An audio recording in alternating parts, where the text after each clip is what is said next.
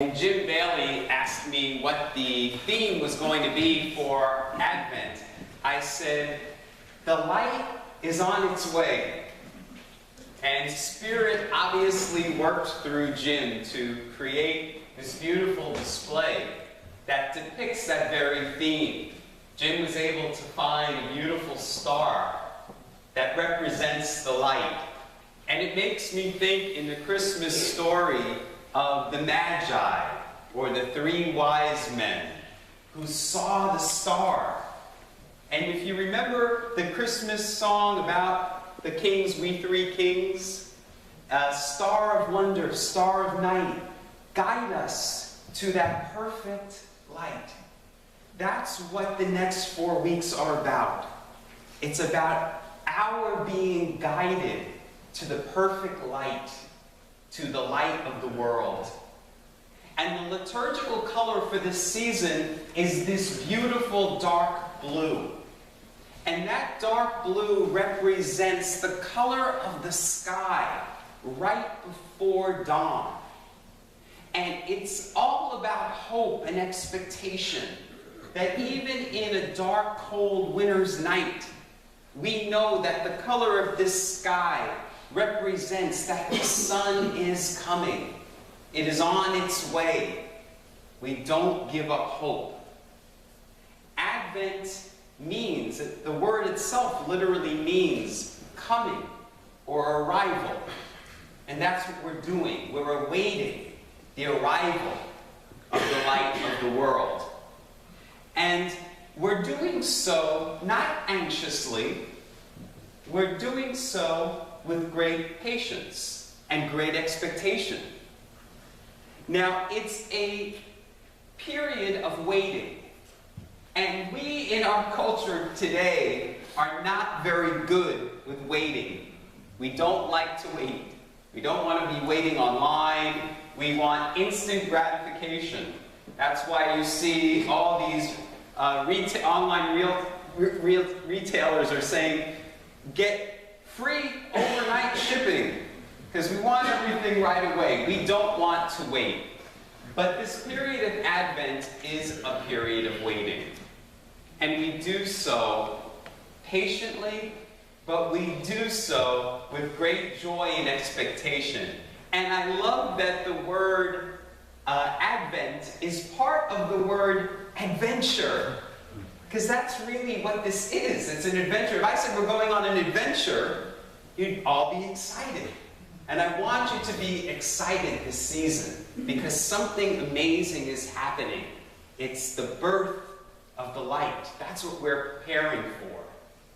Now, let's talk about what exactly is going to happen. I mean, are we preparing for the birth of the baby Jesus? That already happened.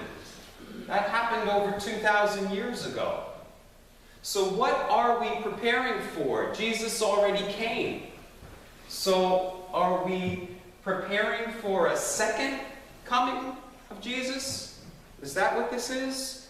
Some people think that this gospel of Jesus's today is about a second coming, where the Son of Man is going to appear in the clouds. Now, last Sunday, for those of you who were here, I said that we want to take the gospel stories and we want to move from an elementary understanding to seeing things from a higher perspective.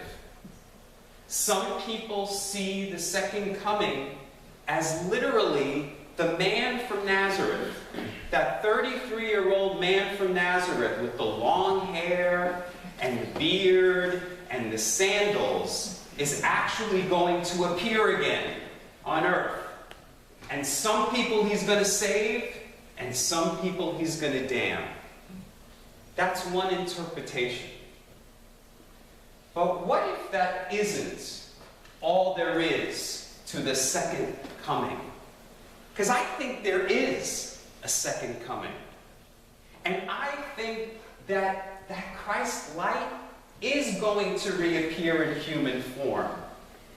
But I don't think that human form is going to be the 33-year-old man with the long hair and the sandals. I think the human form is you. You are the second coming. When we say that we're preparing for the light of the world, do you remember in the gospel who Jesus said the light of the world was?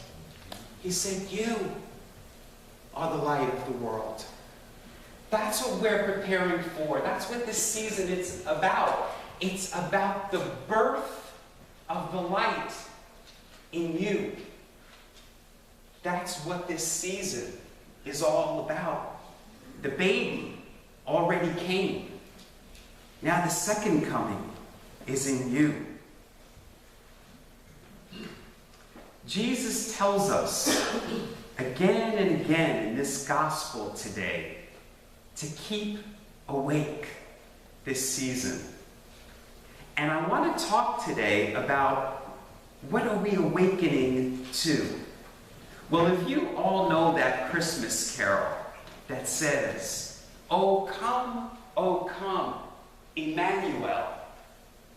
Well, the word Emmanuel means God is within us. That's what's coming. The God within us. That's what we're preparing for. And you know Jesus said, the kingdom of heaven is within you. Those are his words. Now you may say, me? You mean the light is going to appear in me? How can that be? I can't do this. I can't be this. But remember what Jesus said. He said, all of the things that I have done, you can do. These and greater. Those are his words. He's saying we will do greater things. And that's what he came to demonstrate. That the light was birthed in him, and he's saying it's in you too. And this is the season for you to birth that light into the world. Now, if you think of Jesus' mother Mary, if you remember when she was told that she was going to birth the light into the world, she said a very similar thing. The Gospels tell us that she was very troubled by this news. And her exact words in the Gospels were, "How can this be?" But the answer that she got was, nothing is impossible with God. And so what did she do? She said, despite her doubts, and despite maybe her fears, she said, "Let it be done to me." And she said yes. She consented to the light being born into the world. And that is the first step for us this season, is to say yes, to consent, to wanting to bring this light into the world, and to be the light in this time of darkness. And it is a time of darkness, not just because it's in the winter, but our world today. There's a lot of darkness. Places are still at war. There's terrorism. We just went through in this country everything that was happening in Ferguson. We still have poverty and racism. It's a time of darkness. And that's why the first Advent candle is the candle for hope. The cover of our bulletin today may be an interesting way to start off Advent, but it says, "Where are you, God? Where are you?" And you can understand why many of us are feeling that. Where are you? But the first candle is the candle of hope. Martin Luther King says, all good things that have happened in the world happened because of hope. We cannot go to a place of despair and cynicism and worry and fear because of the darkness that's happening in the world around us. We must say yes to the light being birthed in us. And then what else did Mary do after she said yes to the light? Was she had to go somewhere for the light to be born. And if you remember in the Christmas story, There was no room at the inn. And I think for many of us, there's no room in our inn for the light to be born. Our inn, our interior. We have a lot of tenants in our inn that need to be evicted. They're bad tenants. They're negative tenants. They're the tenants of fear and doubt and worry and anger and jealousy. All of those things that are in us, there's no room for the light to be birthed. There's no room at the inn. So our job this Advent season, as we're preparing, we're not preparing passively. We're preparing actively. And so we want to evict those tenants and get them out of there so that the light can be born in us. And we want to do so with great joy, great expectations, and as the first candle there says, with great hope. We must make room for the light to be born in us. That's what the whole Christmas season is about. You know, different faith traditions this time of year all have celebrations of light.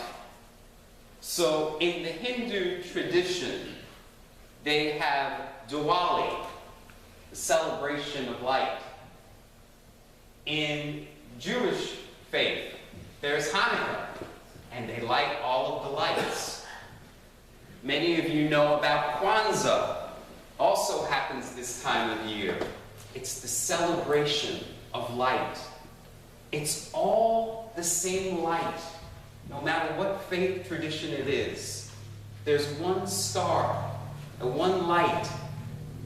And this time of year, all the faith traditions are preparing for the birth of that light. And it's the light that was within Jesus and is within you. And our call for the next 4 weeks is to go about preparing so that on Christmas Eve we can bring forth that light into the world that is in such desperate need of it. I always end my talks by saying the word namaste, which means the light in me recognizes the light in you. Let's bring that light forward. Let's birth it into the world.